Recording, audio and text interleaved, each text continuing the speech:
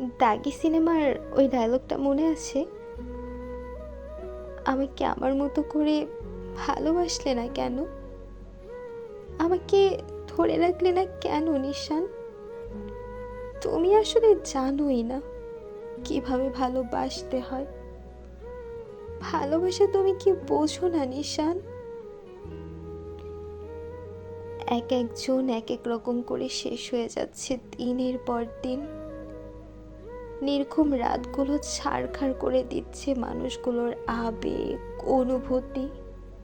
আমরা যতই বলি ভালোবাসা একতরফাই অনেক ভালো, কিংবা ভালোবাসা জীবনের সব নয়, এই আমরাই কি দিন শেষে একটা হাত খুঁজি না?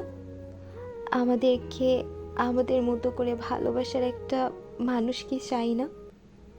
সবাই স্বপ্ন দেখে, আমরাও দেখি। বাঁচতে চাই, একটা মনের মানুষ চাই।